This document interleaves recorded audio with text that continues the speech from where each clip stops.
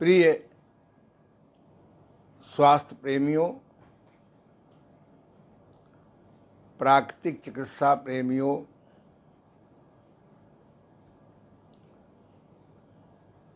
योग साधकों, आज 9 जुलाई गुरुवार 2020 है। मैं प्राकृतिक चिकित्सा प्लस विशेषज्ञ योग ऋषि ओम प्रकाश आनंद, देव अंतर्राष्ट्रीय योग केंद्र गीतानगर कानपुर एवं देव अंतर्राष्ट्रीय योग केंद्र मोती झील कानपुर की ओर से आपकी सेवा में प्रस्तुत हूँ। पिछले 8 दिनों से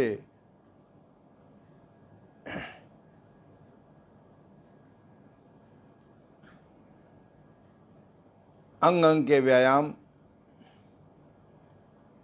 अनुलोम विलोम प्राणायाम की सही विधि, उसे सिद्ध कैसे करें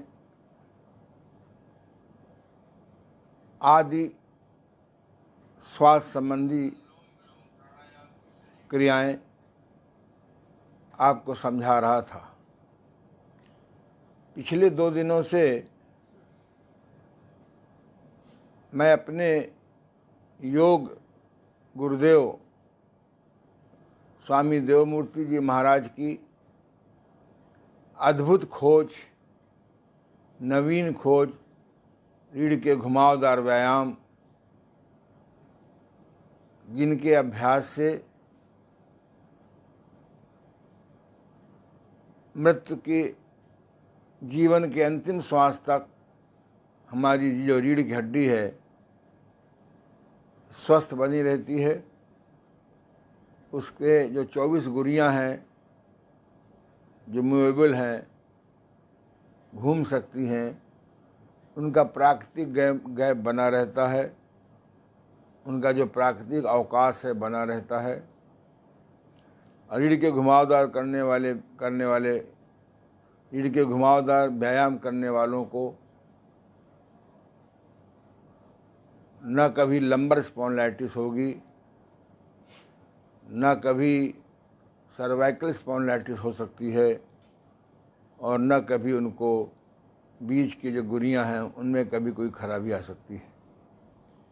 इनके करने से जो कुंडलिनी जागरण का अभ्यास कर रहे हैं उनको तो लाभ मिलेगा ही, हमारे चक्र खुल जाते हैं, और साथ साथ में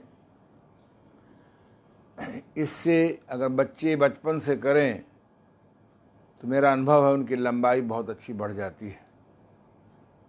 आज हम थोड़ी सी पुरानी बातों को लेते हुए परिवर्तन करेंगे, क्योंकि शरीर में 5 ज्ञानेंद्रियां हैं और 5 कर्मेंद्रियां हैं। शरीर के जितने आंतरिक स्थूल अंग हैं, liver, spleen, small intestine, big intestine, duodenum, heart, lungs आदि, ये सब हमारे ज्ञानेंद्रियों और कर्मेंद्रियों से काम लेने के लिए है। अगर हमारे आंतरिक अंग स्वस्थ नहीं है, खून संचार सही नहीं है, हमारी प्राण तत्व सही नहीं है, हमारा पाचन पोषण एलिमिनेशन सही नहीं है, तो ये ज्ञानेंद्रियाँ कर्मेंद्रियाँ काम नहीं कर सकती ठीक से। तो ज्ञानेंद्रियों के अंदर कान आता है, आँख आती है, नासिका आती है, त्वचा आती है और जिह्वा आती है। कर्मेंद्रियों में हाथ आते हैं, पैर आते हैं, गुदा जहाँ से मल निष्कासित होता है, उपस्थ जहाँ से पेशाब निष्कासित होता है, और मुख जहाँ से भोजन करते हैं। ये 5 आते हैं। इन ज्ञानेंद्रियों और 5 कर्मेंद्रियों को नचाने वाला है वह है मस्तिष्क।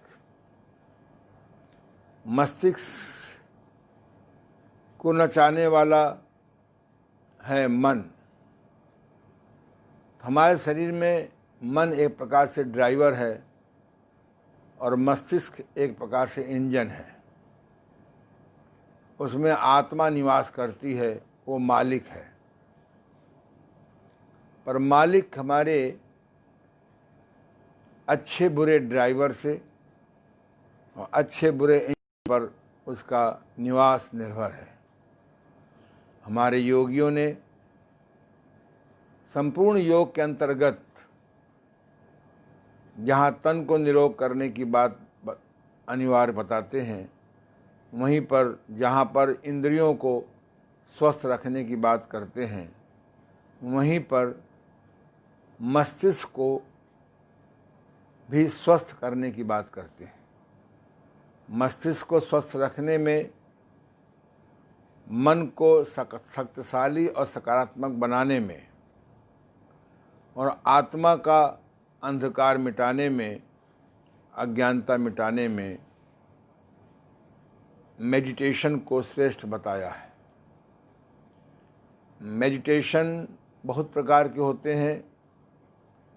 शास्त्रों के अनुसार पादस्थ ध्यान, पिंडस्थ ध्यान, रूपस्थ ध्यान, रूपातीत ध्यान, मंत्र ध्यान आदि बताए गए हैं। इन सब के पीछे सोच का बहुत बड़ा रोल है। जैसे शरीर को स्वस्थ रखने में दिन में 2 बार शौच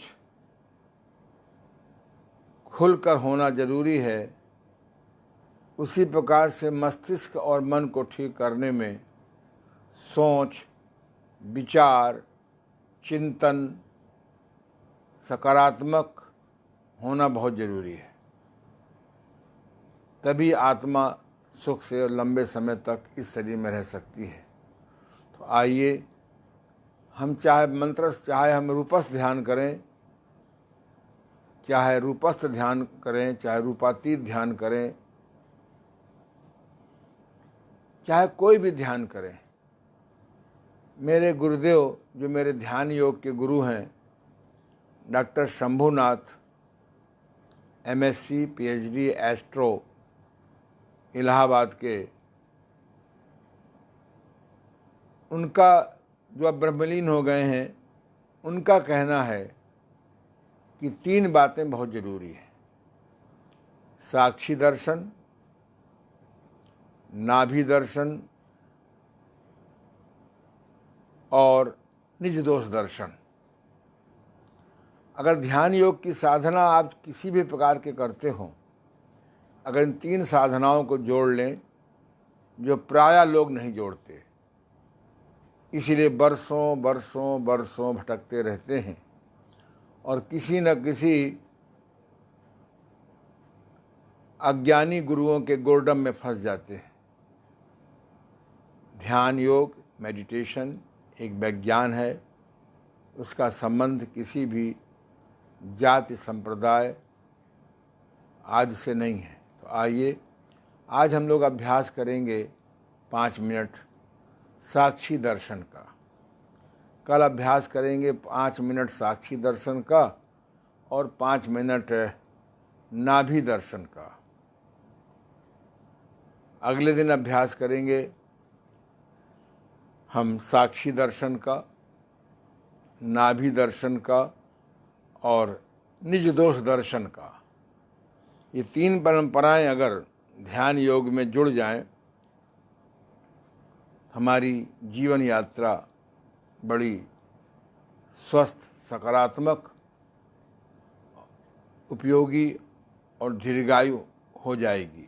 तो आइए सभी लोग जो इसके माध्यम से मेरे सम्मुख बैठे हुए हैं या तरंगों के माध्यम से, वेब के माध्यम से अपने अपने घरों में, छत में पार्क में बैठे हुए हैं। सभी लोग अपनी सुविधा अनुसार ज़मीन पर या तख़्त पर जैसे भी हो आप बैठ जाएं और किसी भी आसन में बैठ जाएं, चाहे सुखासन, चाहे पद्मासन, चाहे स्वस्तिकासन, चाहे सिद्धासन। आंखें बंद कर लें, हाथों को इस प्रकार से रख लें, अंगूठे का दबाव बगल वाली उंगली पर रहेगा, तीनों उंगलियां मुड़ी रहेंगी और हृदय की ओर, छाती की ओर उनकी दिशा रहेगी। इसको ध्यान मुद्रा कहते हैं। बहुत जेंटली, बहुत सरलता से आंखें बंद कर लेंगे और मन को आज़ाद कर देंगे। मन जहाँ जाए जाने दें, मन जो सोचे सोचने दें, मन जो देखे देखने दें, मन जो करे करने दें, अच्छा या बुरा। आप बंद आँखों से उसके क्रियाकलाप को देखते रहें। कोई अच्छी सोच या अच्छी क्रियाकलाप हो उससे चिपके नहीं, चिपकाएंगे नहीं। कोई बुरी क्रियाकलाप हो, बुरा चिंतन हो, उसको उससे भगाएंगे नहीं, भागेंगे नहीं। न चिपकाना, न चिपकना, न भागना, न भगाना, एज इट इज़ देखना, इसको साक्षी दर्शन कहते हैं। बाहर की कोई भी धुन सुनाई पड़े उसको बाधा नहीं मानेंगे। बाधा को बाधा न मानने से बाधा नहीं होती। बाधा को बाधा न मानने से बाधा नहीं होती। बाधा को बाधा न मानने से बाधा नहीं होती। अब आंखें बंद करके मन को आज़ाद कर दें। साक्षी भाव से आने जाने वाले विचारों को देखें। न किसी विचारधारा से चिपकेंगे, न चिपकाएंगे, न भागेंगे, न भगाएंगे। बाहर की कोई भी धुन सुनाई पड़े, पंखे की, कूलर की, स्कूटर की, गाड़ी की, चौके की, अखबार वाले की, दूध वाले की, उसको आप बाधा नहीं मानेंगे। अब आप अभ्यास करें। समय शुरू हो रहा है आपका अब। केवल 5 मिनट।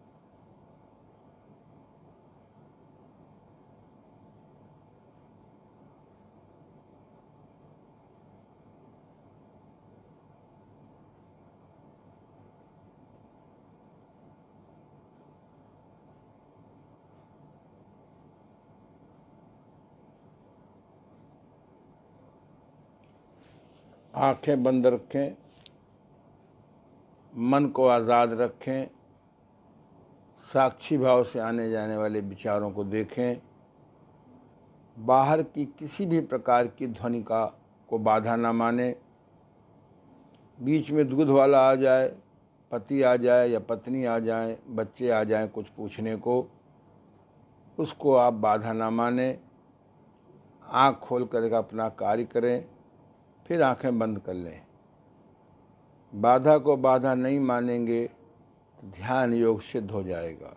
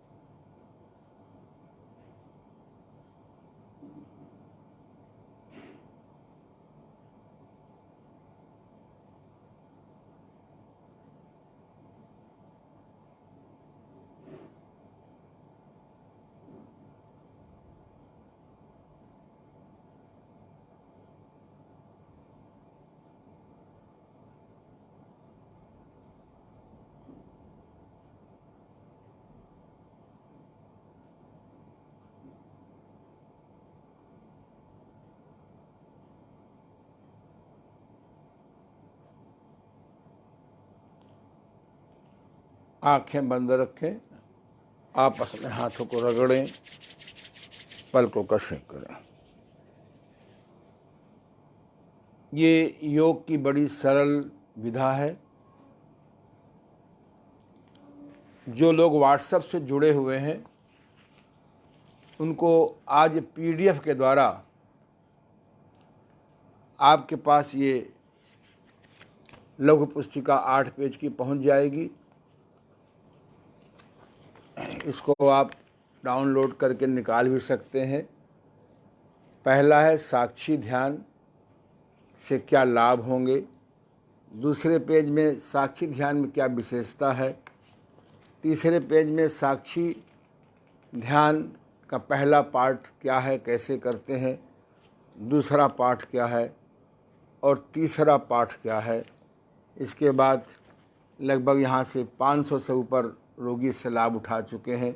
जिनका बरसों बरसों ध्यान नहीं लगता था उनका लगने लगा। हमने अपने मानसिक विकार कैसे कमज़ोर करें, चौथे में मैंने चित्र बना के क्रम दे दिया है। 5 में महत्वपूर्ण सूचना है। तो अब आपको जो लोग व्हाट्सएप से जुड़े हुए हैं, मेरे ग्रुप से जुड़े हुए हैं, उन सबको आज PDF के द्वारा पहुंच जाएगा। उसको ओपन करके आप प्रिंट निकाल लें, अभ्यास करें। मेरा दावा है, मेरा चैलेंज है, मेरा विश्वास है कि आप इस नवीन खोज साक्षी दर्शन से आपको इतना लाभ होगा। क्रोध आपका कम हो जाएगा, मोह कम हो जाएगा, अहंकार कम हो जाएगा, ईर्ष्या कम हो जाएगा आदि। और उसमें एक और महत्वपूर्ण पाठ है, हम जो चाहते हैं कैसे पाएँ, उसकी अगला 8 पेज का मैटर बना रहे हैं, इसी पर निर्भर है। तो इस प्रकार से धीरे धीरे मैं आपको इसके माध्यम से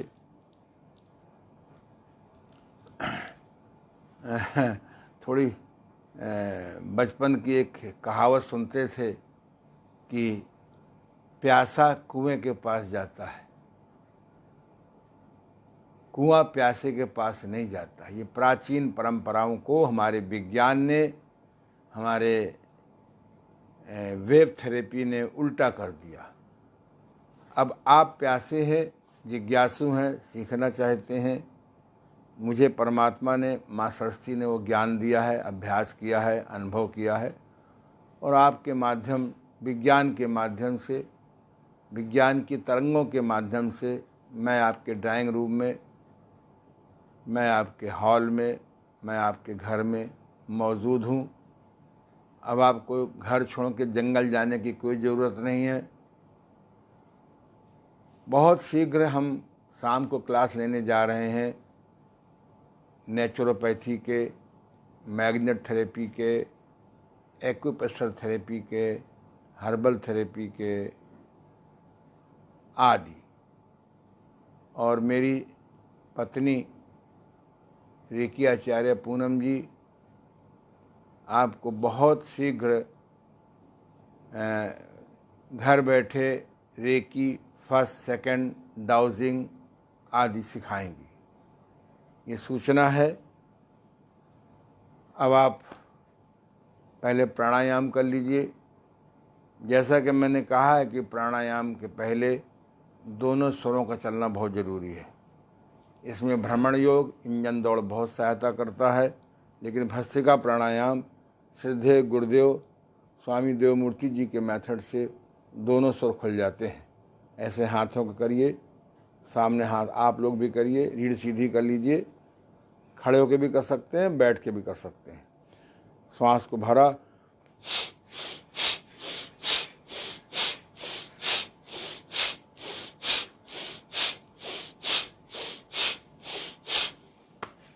ध्यान रखें ऐसे नहीं करेंगे, नहीं तो आपके जो स्तन मसल्स हैं वो लटक जाएंगे, ढीले हो जाएंगे। ऐसे करेंगे तो आपके छाती की मसल्स आपकी लटकेंगे नहीं और उनकी स्वस्थता बनी रहेगी। नंबर 2,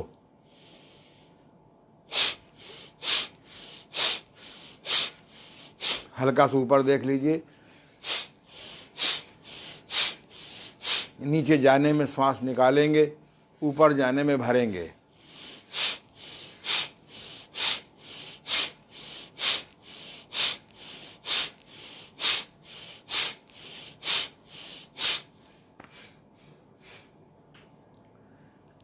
कभी जुखाम नहीं होने पाएगा, जुखाम होगा तो उसका कफ निकल जाएगा।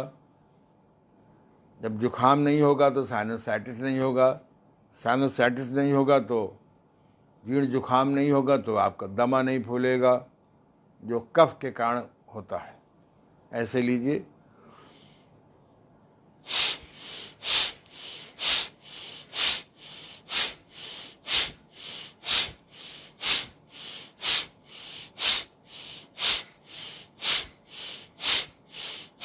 अंदर जाएंगे तो मुट्ठी बंद होगी, अंगूठा टच होगा, स्पर्श होगा कंधे से। बाहर जाएंगे तो हाथ खुलेगा।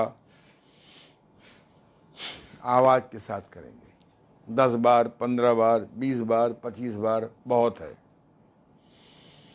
आपके दोनों स्वर, मेरे भी आज एक स्वर चल रहा था, इतना करने से मेरे दोनों स्वर खुल गए। अब आप धीरे से चौथी क्रिया में थोड़ा उठते हैं, इसलिए थोड़ा गद्दी रखते हैं नीचे। इसमें केवल निकालने पे जोर देते हैं, श्वास अपने आप भरेगा। कोनी चिपके रहेगी श्री ओमनाथ जी।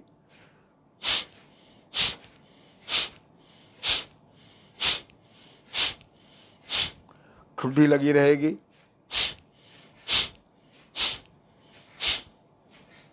इसको हम विरेचन प्राणायाम भी कह सकते हैं। फेफड़े के 3 पोर्शन कर लीजिए। अपर पोर्शन, ऊपर का हिस्सा, मिडिल पोर्शन, बीच का हिस्सा, नीचे का पोर्शन, लोअर पोर्शन। जब हम सिंपल श्वास लेते हैं, काम में व्यस्त रहते हैं, तो अपर पोर्शन तक ही श्वास जाता है। जब थोड़ा श्रम करते हैं, जीने में चढ़ते हैं, थोड़ा सामान उठाते हैं, कभी कुली नहीं मिला तो सामान घसीटते हैं, तो हमारा लोअर पोर्शन मिडिल पोर्शन तक श्वास पहुंचता है।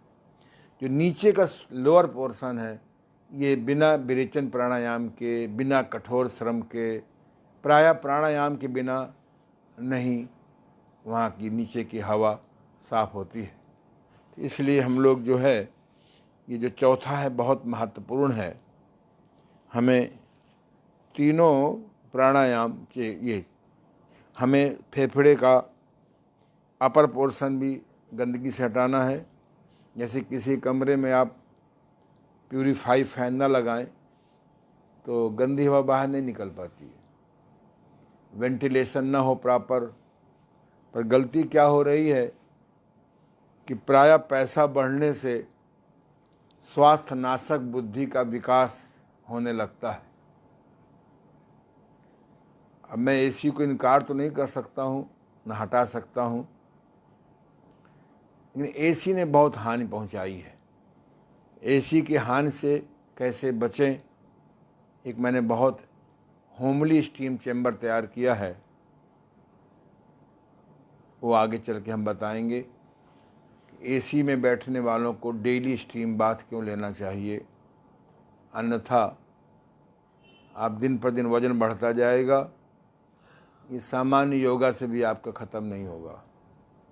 अगला प्राणायाम अनुलोम विलोम प्राणायाम करें। दाईं नासिका बंद कर लें, बाईं नासिका से सांस भरें 4 गिनती में, बाईं नासिका बंद कर लें, दाईं नासिका खोल दें, 8 गिनती में निकालें। तो इसी नाक से श्वास को भरें 4 गिनती में। अब प्रथम नाक से 8 में निकालें। करते रहिए। एक नासिका से श्वास भरेंगे, सेकंड से निकालेंगे, यानी बाएं से भरेंगे तो दाएं से निकालेंगे, और दाएं से भरेंगे तो बाएं से निकालेंगे। गिनती के साथ अनुलोम विलोम प्राणायाम करने से लाभ 10 गुना, 100 गुना, 1000 गुना बढ़ जाएगा। रीढ़ को यथासंभव सीधा रखने का प्रयास करें।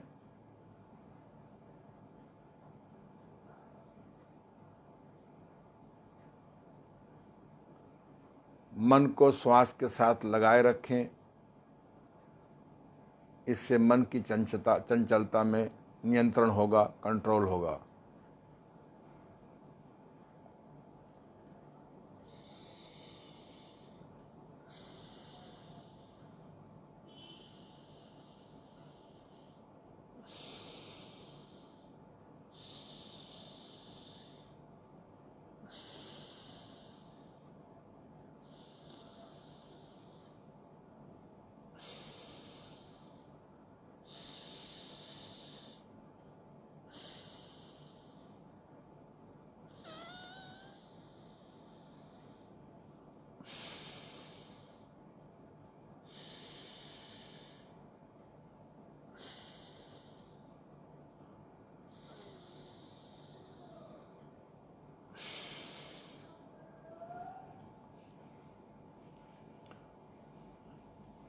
सही ढंग से करते जाइए। प्राणायाम करने से करने वालों को किसी प्रकार के वायरस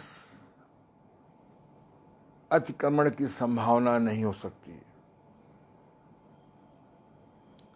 जिस प्रकार से मनुष्य मांसाहारी से और कूड़ाहारी कीड़ाहारी बन गया है, अब तो लाखों वायरस होते हैं, सैकड़ों वायरस नुकसानदेह होते हैं, ये अब आपको अटैक करते ही रहेंगे। इससे बचने के लिए चलें प्रकृति की ओर, करें नियमित योग, सही ढंग से योग साधना। बीमार पड़ने पर पथ्य का, संयम का, जड़ी बूटियों का, प्राकृतिक चिकित्सा का प्रयोग करें, अन्यथा ये केमिकल दवाइयाँ आपके गुर्दे खराब कर देंगे, आपको कैंसर की ओर ले जाएंगे। ये बड़ी बड़ी घातक बीमारी सुनते हैं, इनसे बच नहीं पाएंगे।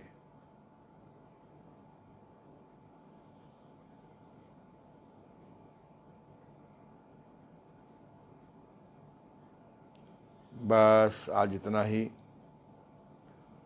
अगला प्राणायाम बहुत अच्छा है, ब्रेन प्राणायाम, मस्तिष्क का प्राणायाम। अभी तो हम आपको केवल ओम ध्वनि वाला सिखाएंगे। शब्द वास्तव में माँ है। हम कान में उंगली डाल करके कि बाहर की आवाज़ न सुनाई पड़े और इतना जोर से भी न दबाइए कि अंदर का पर्दा खराब हो जाए। और जब हम प्रयोग करते हैं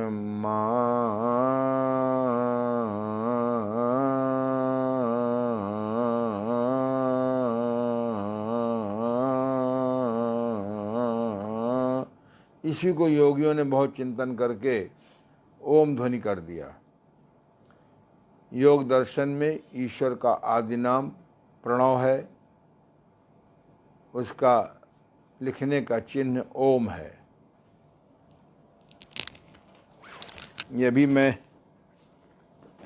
कुछ दिन पहले, कोरोना के पहले, अटैक के पहले माउंट आबू गया था। उस यात्रा में मुझे एक मंदिर के बाहर 5 डायमेंशनल ये ओम ध्वनि मुझे मिल गया। मैं कुछ ले आया हूँ, मैं आपको बहुत जल्दी अपने व्हाट्सएप के द्वारा आपको भेज दूंगा। इस प्रकार का चित्र आप लगा लें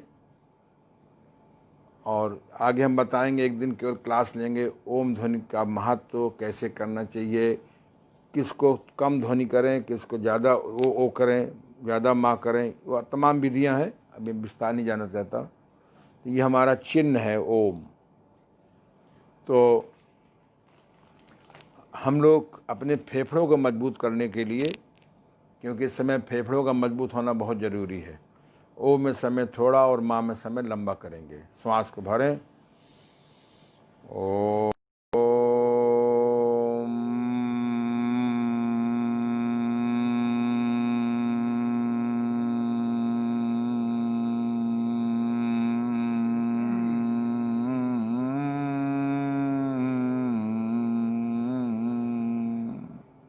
पुनः श्वास भरें। ओ में समय थोड़ा, माँ में समय लंबा। ओ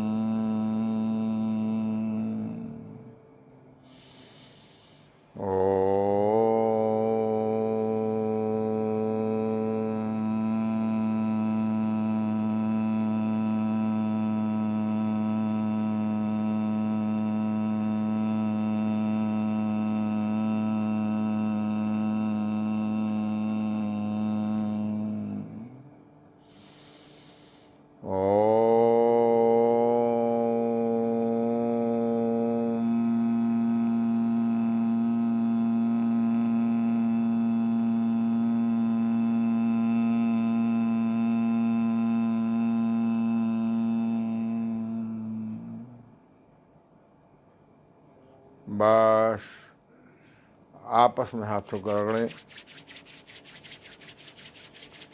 पलकों को शेक करें। अभी कुछ माह पूर्व मेरे एक बहुत ही शुभचिंतक, जो आज से 40 साल पहले मेरे यहाँ 1 महीना रह गए थे, शोधन क्रियाएं सीखने आए थे। जब उनको मालूम पड़ा कि कानपुर में डॉक्टर आनंद जी को शोधन क्रियाओं का बहुत अच्छा अभ्यास है और नवीन विधि से अभ्यास है, तो उनको कई पेट की बीमारी थी, श्वास की बीमारी थी, तमाम कष्ट था, लेकिन ध्यान योग के बहुत अच्छी मास्टरी थी उनको। तो किसी माध्यम से मेरे पास आए और लगभग 1 महीना रहे थे वो। यद्यपि ये काम 10 दिन में ही पूरा हो जाता है। अभी कुछ दिन पूर्व बताया कि मैं कानपुर में आया हुआ हूँ। मैंने पूछा कि स्वामी जी अब आपकी उम्र क्या है? हंसने लगे, बोले इस समय मेरी उम्र 107 वर्ष है, 107। मैंने कहा स्वास्थ्य कैसा है? बोले बहुत अच्छा है। तुम्हारी शोधन क्रियाओं की वजह से बीमार ही नहीं पड़ने पाता हूँ। कभी कफ विकार हुआ है तो होता ही नहीं है, तो नेति कर लिया, तेल नेति, रबड़ नेति, जल नेति। कभी पेट खराब हुआ तो बस्ती क्रिया, गणेश क्रिया कर लिया। और कभी कोई पित्त विकार हुआ, पहली बात तो होते नहीं, पर महात्माओं के महाजनों के, जो भक्त लोगों के दबाव में कभी कभी मीठा खा लेना पड़ता है, तो कुंजर कर लेता हूँ। और मैं नौली का अभ्यास नित्य करता हूँ। आपकी बताई कपाल शोधन क्रिया का भी अभ्यास करता हूँ। बाकी त्राटक के तो मालिक थे ही, मैं उनसे मिलने गया। मिल के बहुत खुशी हुई कि 107 वर्ष की उम्र में भी ऋषिकेश से कानपुर तक पैदल आए थे। स्वास्थ्य बिल्कुल ठीक था।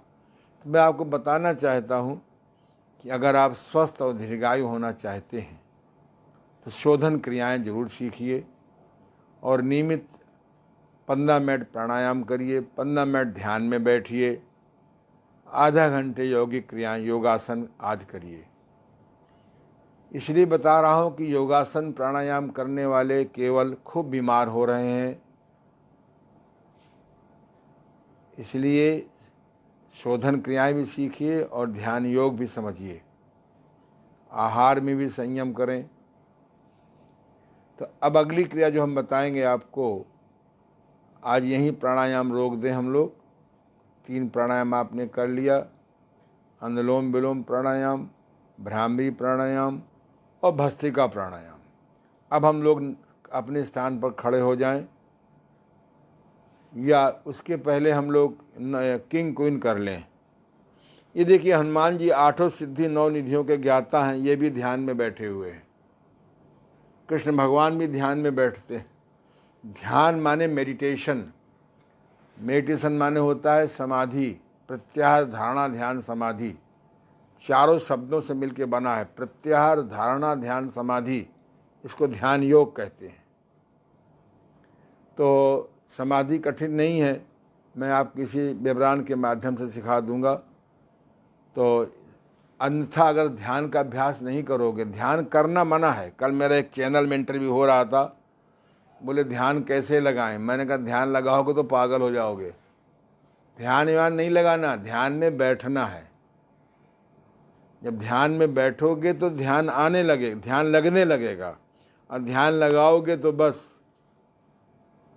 100 में 99 लोग नहीं सीख पाते। तो आइए हम लोग सबसे पहले किंग क्वीन करेंगे। आ जाओ। हमने कल आपको रीढ़ के 12 व्यायाम बताए थे। 12 व्यायाम आपको नित्य करना जरूरी नहीं है। हम एक ऐसा व्यायाम बता रहे हैं कि लगभग 12 व्यायाम उससे कवर हो जाएंगे। दोनों पैर मोड़िए, लगभग 1 बालिस्त, और अंदर करिए। आप यहाँ बैठे रहिए, और सर और करिए, और करिए। ये देखिए, अभी इनका 2 अंगुल अंतर आ गया है, यानी इनके घुटनों में उम्र के हिसाब से उसकी जो मुलायमियत है, लुब्रिकेशन कम होना शुरू हो गया। जितना आपका कम होता जाएगा उतना ये गैप बढ़ता जाएगा।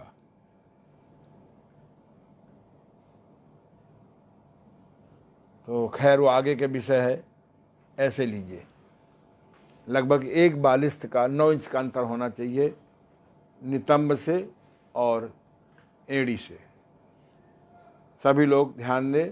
हाथों को ऐसे भी कर सकते हैं, जगह है, अंगूठा खड़ा कर ले, अंगूठे को देखते हैं दाएं बाएं, या ऐसे कर लेते हैं, नहीं तो वैसे करो। एक पैर पैर चढ़ा रखिए, दाहिनी ओर घुटना गया तो ठुड्डी बाएं तरफ, 2 घुटना बाईं ओर, दोनों चिपके रहेंगे, ये ऐसे सरकेगा नहीं, ठुड्डी दाईं तरफ, 3 4 5 6 7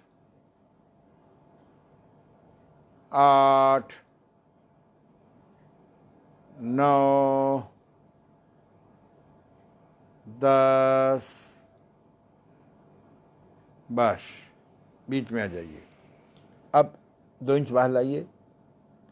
हमने 2 इंच दोनों एड़ियों को और आगे बढ़ा दिया। 1, 2, 3, 4, 5, 6, 7, 8, 9, 10, बस।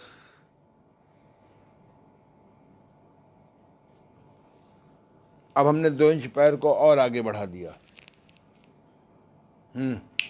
देख रहे हैं कि मन भाग गया। 1, नहीं देख तो नहीं रहे थे, नहीं मन तो भाग गया था। अच्छा, 2, 3, 4, 5, 6, 7, 8, 9, 10, बस। और 2 इंच बाहर कर दीजिए। 1, 2,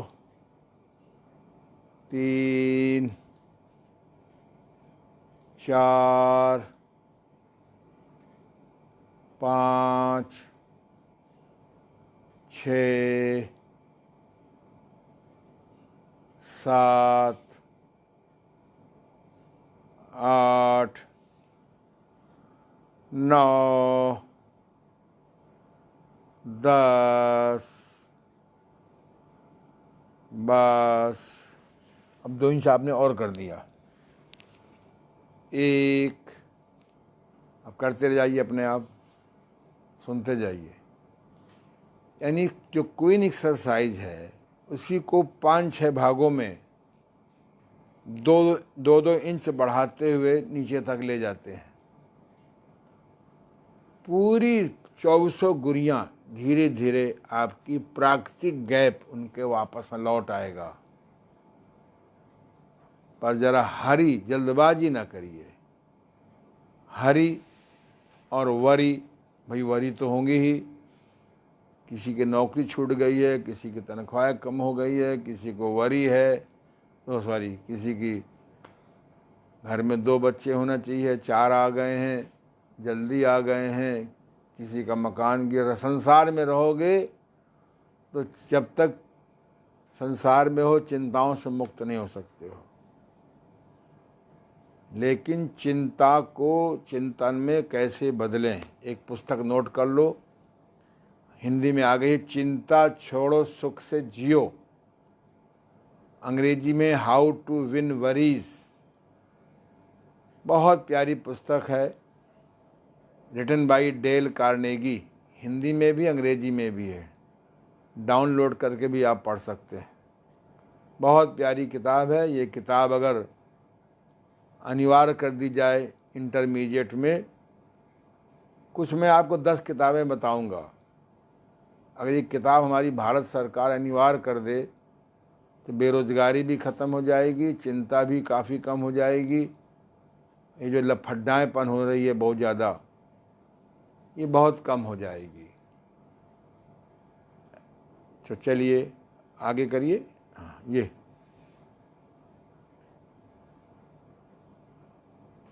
मन की खुराक है, सही चिंतन, सही अध्ययन, सही उपदेश, सही व्यक्तियों का सत्संग।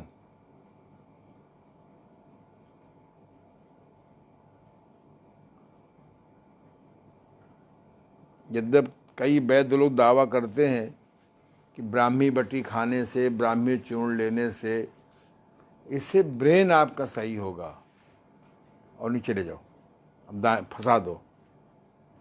ब्रेन की औषधि है, मन की औषधि नहीं है। ब्राह्मी चूर्ण, ब्राह्मी जड़ी, ब्राह्मी बटी, ब्रह्म रसायन जो आयुर्वेद की औषधि है, ये ब्रेन को एक्टिवेट करता है। मन को एक्टिवेट करने के लिए तो मेडिटेशन है, सत्संग है, सद्विचार है, जल्दी सोना, जल्दी जागना, साधना करना है। मन के ठीक करने की कोई दवा नहीं आती। चलिए, जो आजकल जो मनोरोग बहुत फेमस हैं, ये मन का इलाज नहीं करते हैं। एक गोली दे देते हैं सोने की, एक दे देते हैं खोने की, और एक दे देते हैं नींद की। आप समझते हैं आपका मन का इलाज हो रहा है। हमारे तो बहुत संपर्क में है मनोरोग चिकित्सक। बदल जाओ। मन की जो है ये सोने की और खोने, सोने की गोली, खोने गोली, नींद गोली, ये मन का इलाज नहीं है। ये वायलेंट कम करने की व्यवस्था है। मन का इलाज तो मेडिटेशन है, सत्संग है, श्रम है आदि। बदल के हो गया बदल करके। बस अब आप जरा साइकिल, ये देखो, अब आप पैर फैला लो, कोई करो किंग। ये इससे भी आप कर सकते हैं, करिए। दोनों पैर मोड़ लीजिए। अगर आपके पास समय नहीं है, 15-16 योगासन आपको नहीं आते ठीक से, शरीर नहीं मुड़ रहा है, डोंट गो अंडर टेंशन। ये किंग और क्वीन से दोस्ती कर लीजिए। सुबह शाम 5-5 मिनट करिए। जीवन के अंतिम क्षण तक कमर आपकी सीधी रहेगी। और आगे बढ़ो। इसमें आगे बढ़ते जाओ और पैर अंदर करते जाओ। इसमें आगे बढ़ते जाएंगे 2-2 इंच, 3-3 इंच, और पैर को आगे बढ़ाइए और अंदर करते जाइए और आगे बढ़ो। बहुत सुंदर। ये अंदर करते जाओ। ये बस रिलैक्स। ये 2 एक्सरसाइज जो हैं वो करिए आप। मत्स्य विश्राम। योगासनों में एक होता है मत्स्य आसन, यह है मत्स्य विश्राम। पैरों को हल्का फोर्स करके मोड़िए, ताकत लगा के हल्की सी कोहनी को उठाइए और एकदम लूज छोड़ दीजिए, ढीला छोड़ दीजिए। जैसे ग्रेविटेशन फोर्स खत्म होने से एकदम गेंद गिर जाती है। ये इसका भी कारण है क्यों ऐसा करते हैं। देखो, ये आपकी मान लो, रुक जाओ, मान लो ये आपकी रीढ़ की हड्डी है। दिन भर झुक के बैठने से, एक पैर में खड़ा होने से, रात भर उल्टा